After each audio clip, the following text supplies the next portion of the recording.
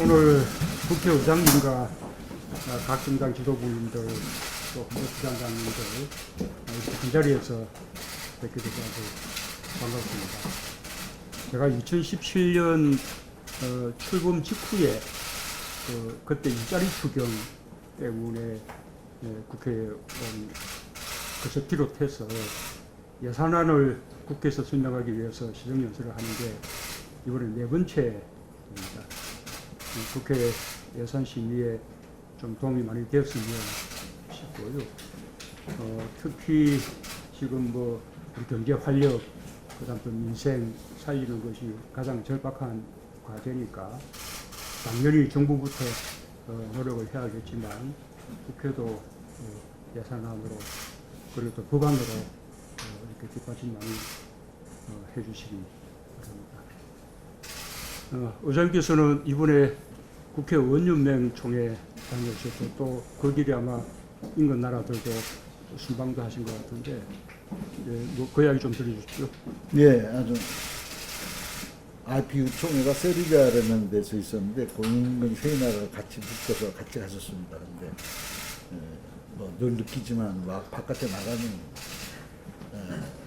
참 우리에 대해서 좀 더 이상의 대우를 해주는 것 같은 느낌을 전 받습니다. 전에는 그런 일이 없었는데 제가 여기 원내대표나 대표들님께는 여러 번 내가 말씀을 드렸는데 우리의 국격이라고 그럴까 위상이 전에 없이 많은 기대와 부러움과 그러면서 배우려가는 의지가 곳곳에서 보입니다.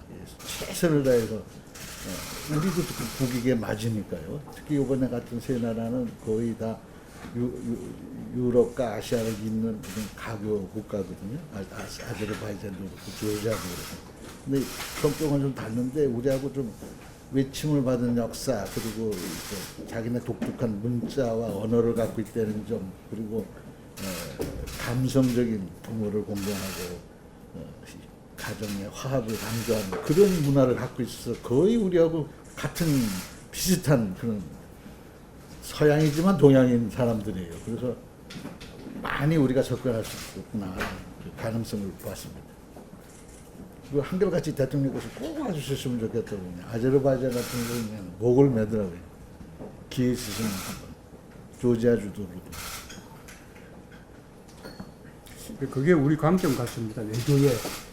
그러니까 당연히 경제적으로나 외교적으로 미국, 중국, 일본 이런 나라들이 더 중요한 나라들인데 이제 또 한국은 이제 편한 면이 있는 거죠. 어쨌든 똑같이 어려웠던 처지에서 먼저 조금 경제 성장을 이루었기 때문에 롤 모델이 된다고 생각하고 또 큰 나라들에게 의존하는 것이 가져오는 여러 가지 이제 조금 껄끄러움이 있는데 한국 그런 게 전혀 없으니까 많은 나라들이 한국하고 이렇게 협력을 바라고 그게 한국 외교가 갈 수 있는 아주 좋은 길이고 강점이라고.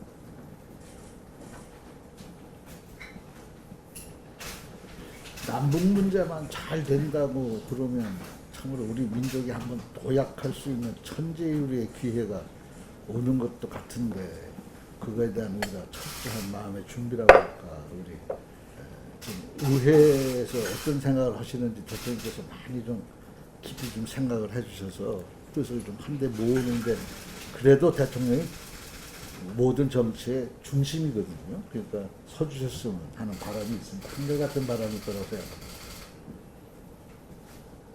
그런 발언과 관련해서 조국 장관이 특별하게 하신 그 부분은 잘하신 것 같습니다. 다만 이 조국 장관 임명한 그 일로 인해서 국민들의 마음이 굉장히 분노라고 할까 화가 많이 나셨을 것 같습니다. 이 부분에 관해서는 대통령님께서도 직접 국민들의 마음을 좀 편하게 해주시는 그런 노력들이 좀 필요할 것 같습니다. 대부분에서도 법원 개혁에 관한 법들이 좀 개정가 되어 있죠. 협력을 구하는 한 말씀 하십시오. 다른 생각들도 마찬가지로 하시는 것은 법원에서도 많이 10월달에 그걸 저희도 개선하는 부분은 우리 교단에 관련된 개선 내지 계획 구간 제출하는 게 있습니다. 그동안 그 바쁜 여러 국정 관계로 본격적인 인사를 예측하고 좀 아쉽습니다만 어제는 이렇게 내에 교육이 관련 계제가 아니라든지 그리고 제도 테스트 관련해서 좀 관심을 가져주시고 기반이 될 수 있도록 해주시셨으면 좋겠습니다.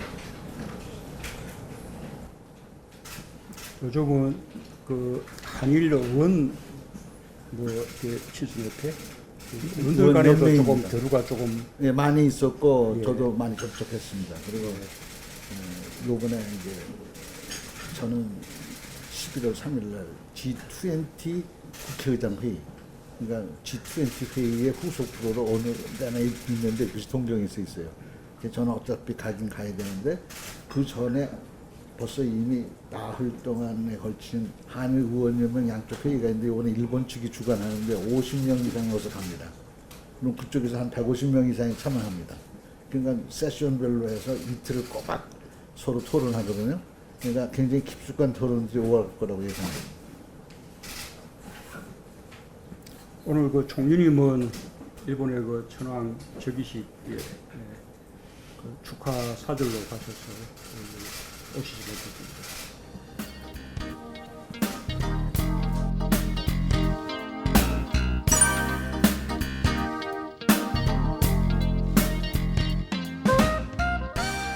제6차 본회의를 개의하겠습니다.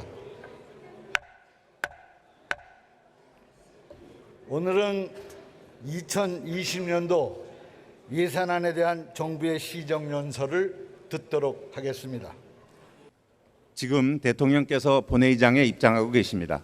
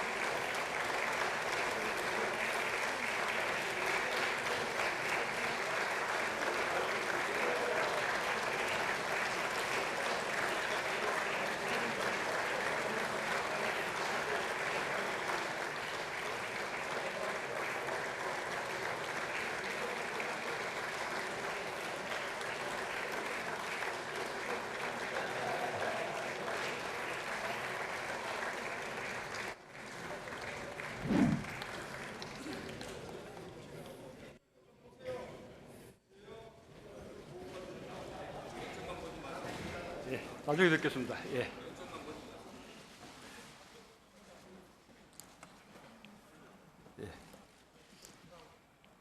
존경하는 국민 여러분, 국회의장과 국회의원 여러분, 저는 오늘 지난 2년 반 동안의 재정운영 성과와 2020년도 예산안을 국민과 국회에 설명드리고 협조를 부탁드리고자 합니다. 지난 2년 반 동안 정부는 우리 경제와 사회의 질서를 사람 중심으로 바꾸고 안착시키기 위해서 노력해 왔습니다. 잘 사는 시대를 넘어 함께 잘 사는 시대로 가기 위해 혁신적 포용국가의 초석을 놓았습니다. 지금까지 우리 사회는 시대에 역동적으로 대처하며 발전해 왔습니다. 부모 세대가 이룩한 경제적 토대 위에 아들, 딸 세대들이 민주주의의 가치를 정립했습니다. 우리가 책임 있는 중견국가, 민주국가로 성장한 것은 모든 세대, 모든 국민의 땀방울이 모아진 결과입니다. 우리 사회는 지금 개인의 가치가 커지고 인권의 중요성이 자리 잡아가고 있습니다. 모든 사람의 노력을 보장하는 공정한 사회를 추구하고 있습니다. 그만큼 다양한 목소리가 나오기 시작했고 서로에 대한 이해와 다름에 대한 관용과 다양함 속의 협력이 어느 때보다 절실한 시대가 되었습니다. 지금은 우리가 가야 할 목표에 대해 다시 한번 마음을 모을 때입니다. 수십 년 동안 못해왔던 우리 소재 부품 장비 산업의 국산화와 수입 다변화에서 불과 100일 만에 의미 있는 성과가 나타나고 있습니다. 대기업이 중소기업에 먼저 손을 내밀어 함께 맞잡았고 국민들의 응원으로 잠재되어 있던 우리 과학기술이 기지개를 켰습니다. 새로운 시도는 낯설고 두려울 수 있지만 우리의 의지가 모아지면 무엇이든 해낼 수 있다는 것을 우리는 확인했습니다.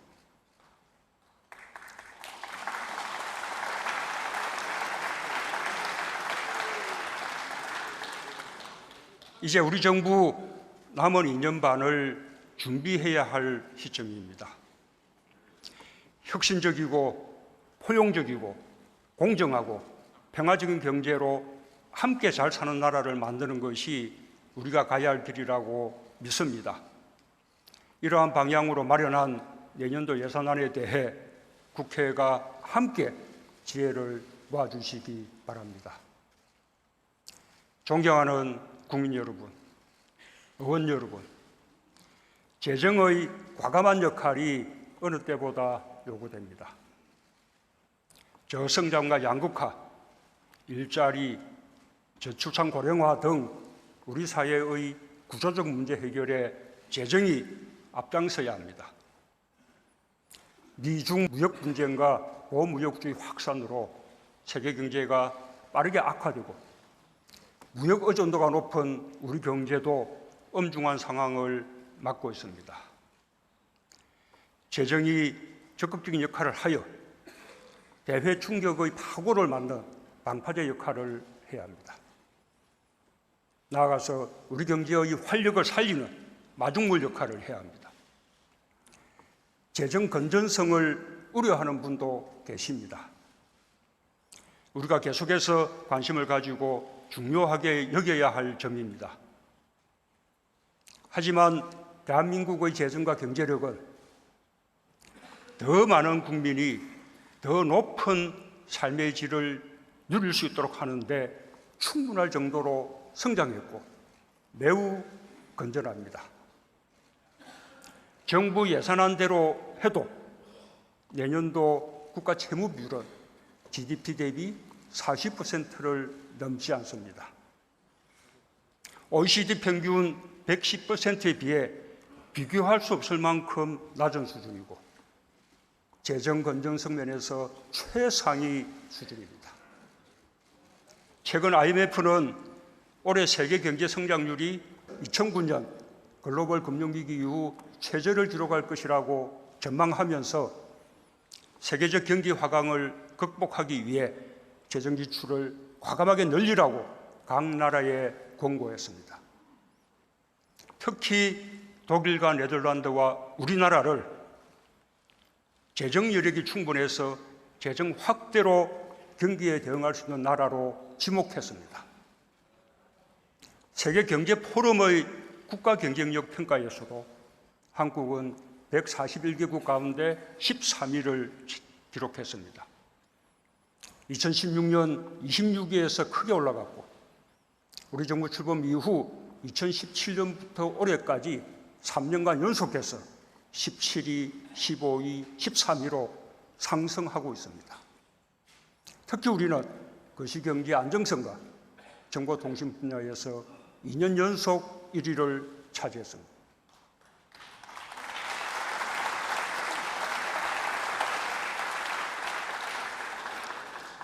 또한 3대 국제신용평가기관 모두 한국의 국가신용등급을 일본, 중국보다 높게 유지하고 있습니다. 우리 경제의 견실함은 우리 자신들보다도 오히려 세계에서 높이 평가하고 있는 것입니다. 우리 정부는 최근 2년간 세수 호조로 국채 발행 규모를 당초 계획보다 28조 원 축소하여 재정 여력을 비축했습니다. 내년도 적자 국채 발행 한도를 26조 원 늘리는 것도 이미 비축한 재정 여력의 범위 아니라는 말씀을 드립니다. 지난 2년 반 동안 재정의 많은 역할로 혁신적 포용국가의 초석을 놓았습니다. 재정이 마중물이 되었고 민간이 확산시켰습니다. 그러나 이제 겨우 정책의 성과가 나타나기 시작했을 뿐입니다. 우리 경제가 대외 파고를 넘어 활력을 되찾고 국민들께서도 삶이 나아졌다고 체감할 때까지 재정의 역할은 계속되어야 합니다. 우리가 지금 제대로 대응하지 않으면 머지않은 미래에 더 큰 비용을 치르게 될 것입니다. 내년도 확장 예산이 선택이 아닌 필수인 이유입니다.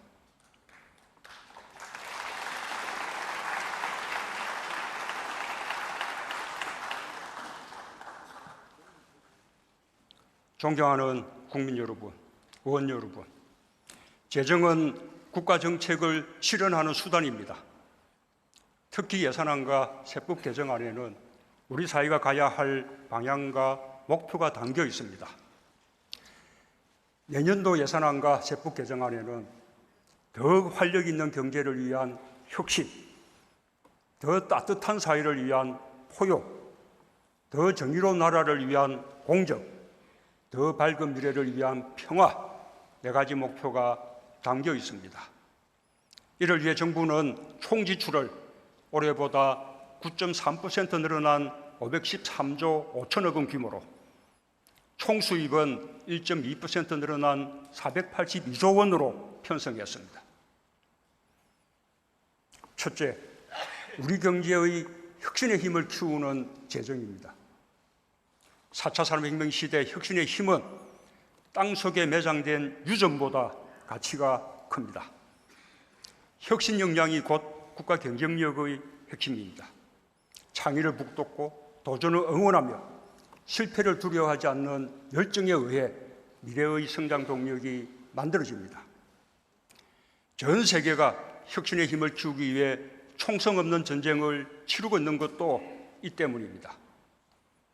지난 2년 반 동안 정부는 혁신을 응원하는 창업국가를 국정과제로 삼고 신성장 산업 전략, 제2벤처붐 확산 전략, 수소경제 로드맵, 혁신금융 비전 등을 추진하며 혁신 역량을 키우기 위해 투자해왔습니다. 그 결과 혁신의 힘이 살아나고 있습니다. 지난해 신규 벤처 투자가 사상 최대치인 3조 4천억 원에 달했고 올해도 4조 원에 이를 것으로 예상됩니다. 신설 법인 수도 지난해 10만 개를 돌파했고 올해 더 늘고 있습니다. 유니콘 기업 수도 2016년 2개에서 올해 9개로 늘어 세계 6위를 기록했습니다. 새로운 도전을 향한 혁신의 분위기가 확산되고 있습니다.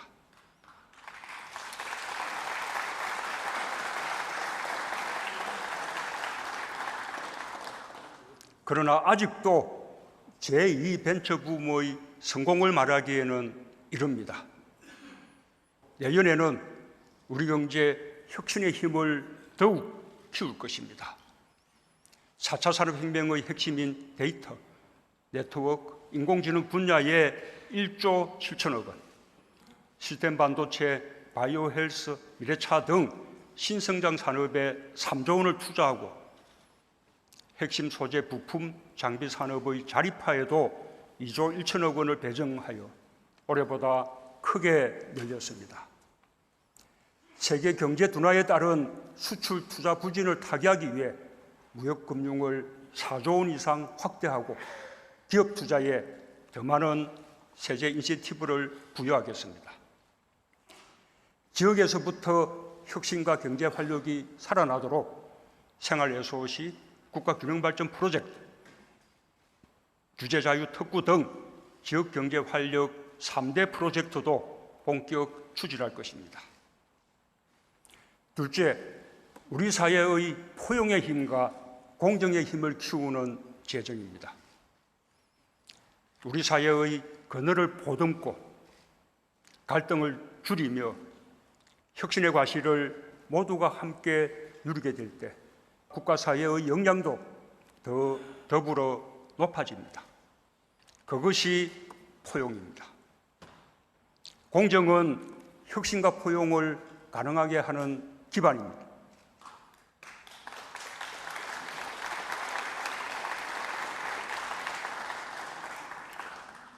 정부는 취약계층에 대한 사회안전망을 강화하고 청년, 여성, 신중년에 대한 맞춤형 일자리를 확대하는 등 포용국가 기반을 마련하는 데 아낌없이 투자해 왔습니다.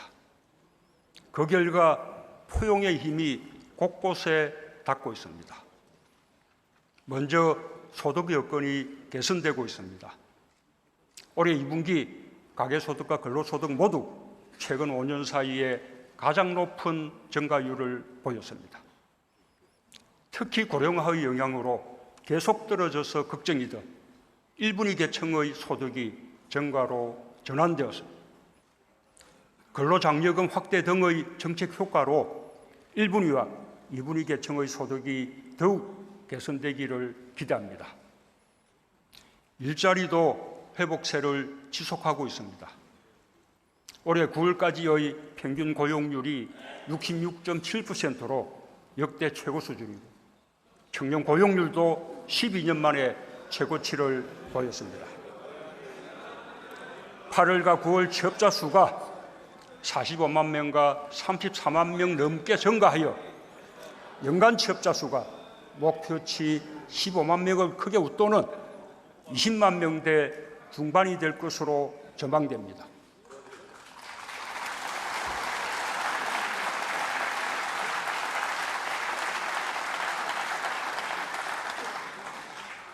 상용직 비중도 올해 평균 69.5%로 최고치를 기록했고 고용보험 가입자도 50만 명 이상 늘어 일자리의 질도 개선되고 있습니다.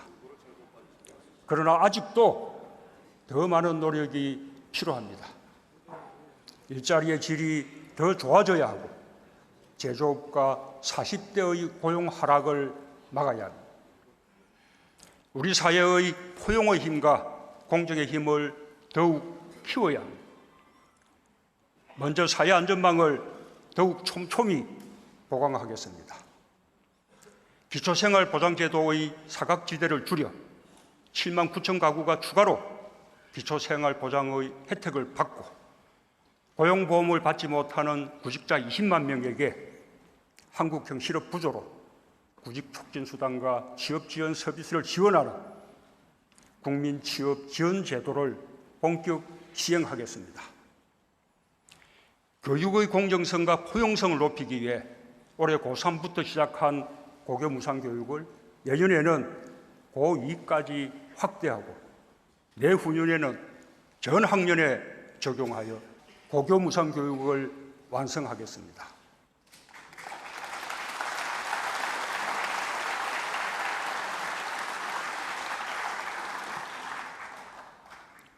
청년은 우리 사회의 미래입니다. 청년 임대주택 2만 9천 호를 공급하고 청년청 추가고용장려금과 청년 내일 체험 공제를 더욱 확대하겠습니다. 여성의 사회 참여가 높아질수록 사회는 더욱 성숙하고 발전합니다. 고령화의 대안이기도 합니다. 경력 단절 여성의 재취업에 대해 소득세 감면 지원을 더 넓히겠습니다.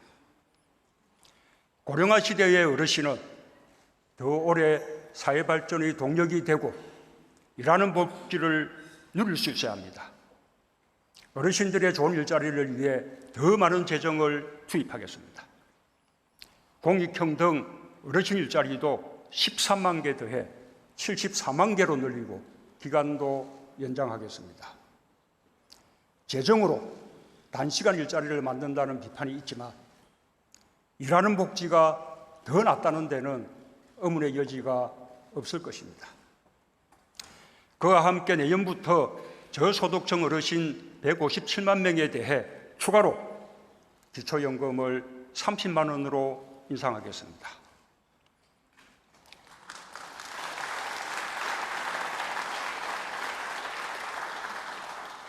자영업자와 소상공인은 우리 경제의 당당한 주체입니다. 긴급 경영 안정자금 융자와 특례 신용 보증을 대폭 늘리는 한편 온누리 상품권과 지역사랑 상품권도 크게 늘려 총 5조 5천억 원 발행하겠습니다.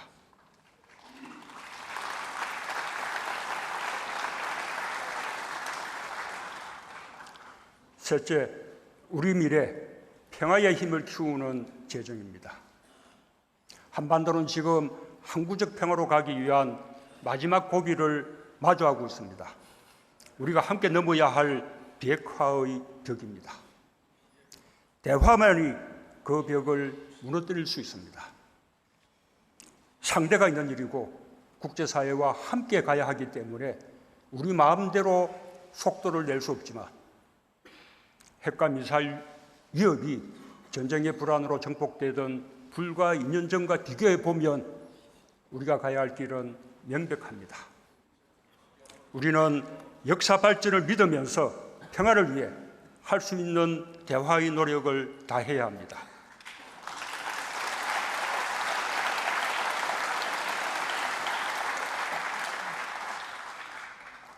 우리의 운명을 남에게 맡기지 않고 우리 스스로 결정하기 위해 반드시 필요한 것이 강한 안보입니다.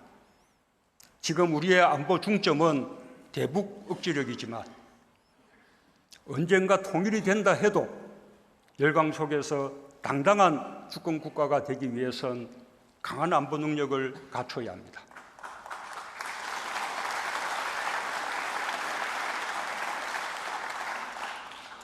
국방비를 내년 예산에 50조 원 이상으로 책정했습니다. 차세대 국산 잠수함, 정찰 위성 등 핵심 방어 체계를 보강하는 한편 병사 월급을 병장 기준으로 41만 원에서 54만 원으로 33% 인상해 국방 의무를 보상하겠습니다.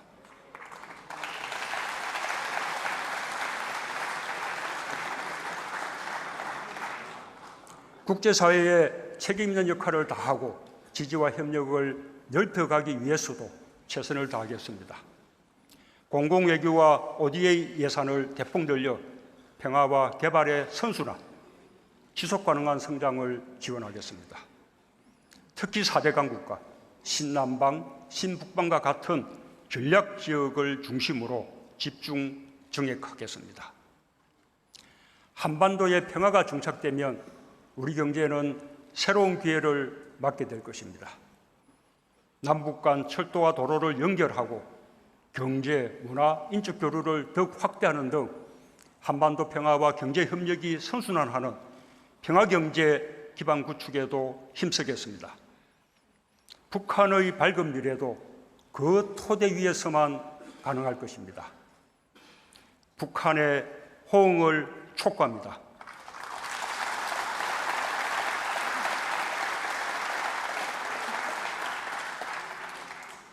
존경하는 국민 여러분, 국민의 다양한 목소리를 엄중한 마음으로 들었습니다. 공정과 개혁에 대한 국민의 열망을 다시 한번 절감했습니다. 정부는 그동안 우리 사회에 만연한 특권과 반칙, 불공정을 없애기 위해 노력해왔지만 국민의 요구는 그보다 훨씬 높았습니다. 국민의 요구는 제도에 내재된 합법적인 불공정과 특권까지 근본적으로 바꿔내자는 것이었습니다. 사회주도 층일수록 더 높은 공정성을 발휘하라는 것이었습니다.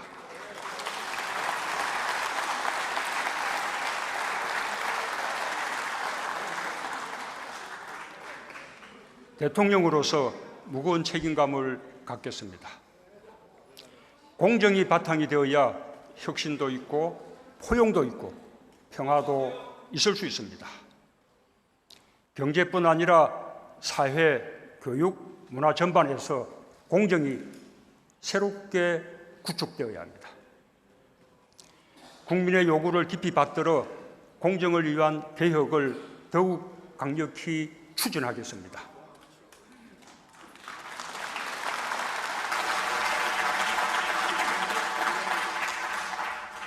공정사회를 향한 반부패 정책 협의회를 중심으로 공정이 우리 사회에 뿌리 내리도록 새로운 각오로 임할 것입니다. 공정경제는 혁신적 포용국가의 핵심 기반입니다. 그동안 가벌 문제 해소로 거래 관행이 개선되고 기업 지배구조 개선과 골목상권 보호 등 상생 협력을 이뤘지만 여전히 부족합니다. 상부부가 공정거래법, 하도급 거래공정화법, 금융소비자보호법 등 공정경제 관련 법안 통과에 힘쓰며 현장에서 공정경제의 성과가 체감되도록 더욱 노력하겠습니다.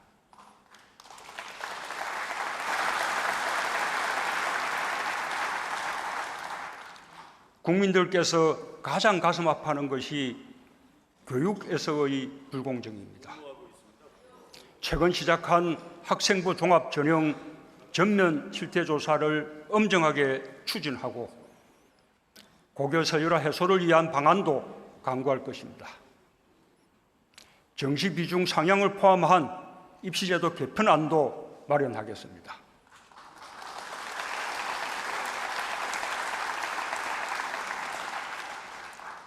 채용과 관련해서는 공공기관 채용 실태 조사와 감사원 감사를 진행했고 공공기관 블라인드 채용과 정규직 전환 등을 통해 공정채용과 채용비리 건절을 추진하고 있습니다. 앞으로 채용비리가 완전히 사라질 때까지 강도 높은 조사와 함께 엄정한 조치를 취하고 피해자를 구제하면서 지속적으로 제도 개선을 추진하겠습니다.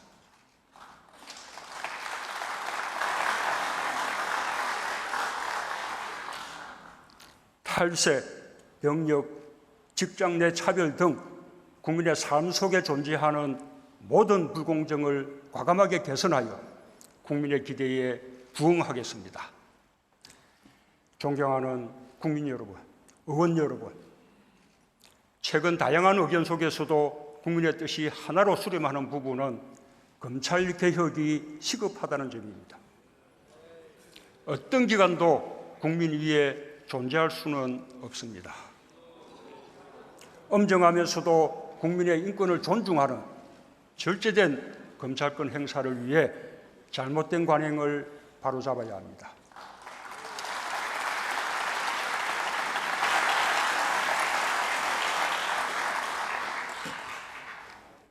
지난주 정부는 법 개정 없이 정부가 할 수 있는 검찰개혁 방안을 국민께 이미 보고드렸습니다.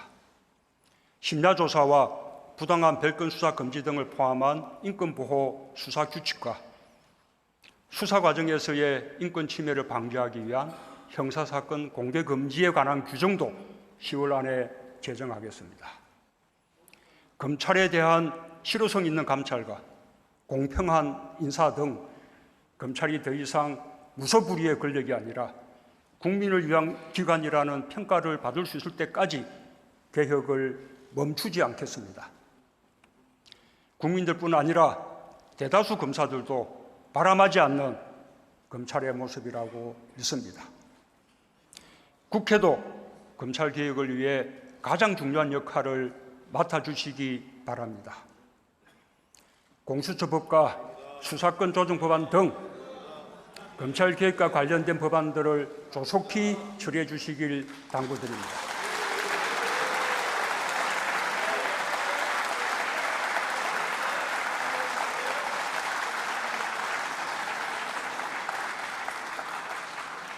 공수처의 필요성에 대해 이견도 있지만 검찰 내부의 비리에 대해 지난날처럼 검찰이 스스로 엄정한 문책을 하지 않을 경우 우리에게 어떤 대안이 있는지 묻고 싶습니다. 공수처는 대통령의 친인척과 특수관계자를 비롯한 권력형 비리에 대한 특별사정기구로서도 의미가 매우 큽니다.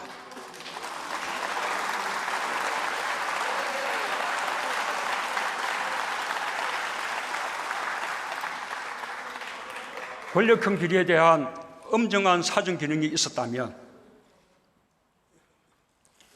국정농단 사건은 없었을 것입니다.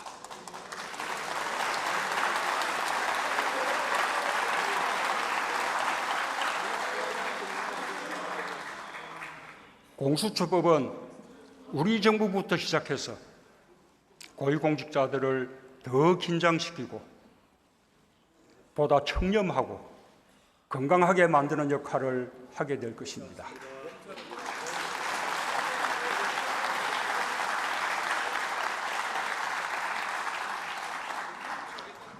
민생과 안전에 대한 국민의 요구도 미룰 수 없습니다. 내년에 근로시간 단축이 확대 시행됨에 따라 탄력 근로제 등 보완 입법이 시급합니다. 그래야 기업이 예측 가능성을 가질 수 있습니다. 4차 산업혁명에 대응하기 위한 데이터 3법과 기술 자립화를 위한 소재 부품 장비 특별법도 시급히 처리되어야 합니다. 벤처투자 촉진법, 농업소득보전법, 소상공인 기본법, 유치원 3법 등 많은 민생 법안들도 국회에 계류 중입니다. 국민 안전과 재난 대응 강화를 위한 소방공무원 국가직 전환법과 청년 여성들을 위한 청년기본법, 가정폭력처벌법 등 안전 관련 법안들과 국회 선진화를 위한 국회법도 계류 중입니다. 민생과 안전이라는 국민의 요구에 국회가 더 큰 관심을 기울여 주시길 바랍니다.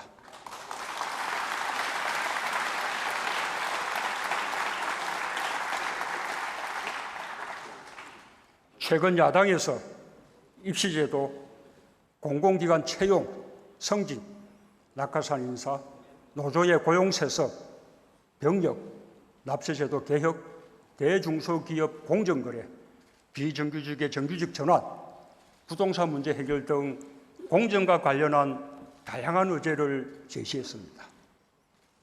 여야 정의 마주 앉아 함께 논의하면 충분히 성과를 낼 수 있는 부분이 많습니다.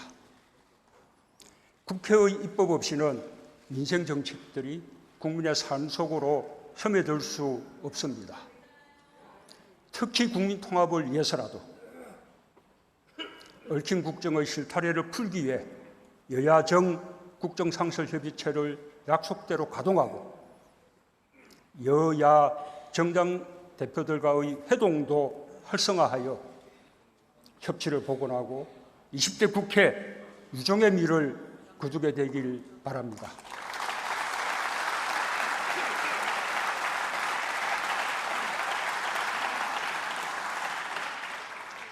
존경하는 국민 여러분, 국회의장과 국회의원 여러분, 저는 함께 잘 사는 대한민국을 생각합니다. 우리 모두가 함께 노력해 이뤄낸 성과를 더욱 발전시켜 나가야 합니다. 보수적인 생각과 진보적인 생각이 실용적으로 조화를 이루어야 새로운 시대로 갈 수 있을 것입니다. 정치는 항상 국민을 두려워해야 한다고 믿습니다. 저 자신부터 다른 생각을 가진 분들의 의견을 경청하고 같은 생각을 가진 분들과 함께 스스로를 성찰하겠습니다.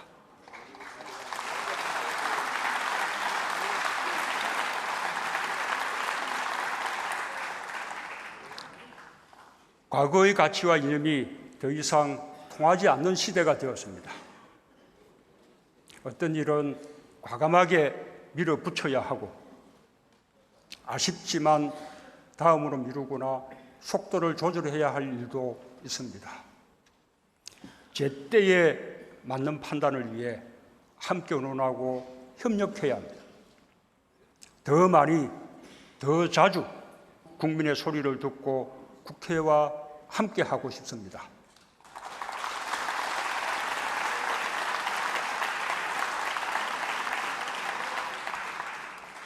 마지막 정기국회를 맞이한 만큼 산적한 민생 법안들을 조속히 매듭짓고 내년도 예산안과 세법 개정안도 법정 기한 내에 처리하여 20대 국회가 민생국회로 평가받길 기대합니다. 혁신의 힘, 포용의 힘, 공정의 힘, 평화의 힘을 키우고 함께 잘 사는 나라, 아무도 흔들 수 없는 강한 경제가 민의의 전당 국회에서부터 실현되길 희망합니다.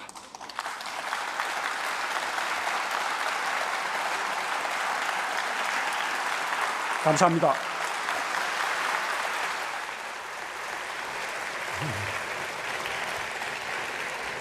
잘하셨어요.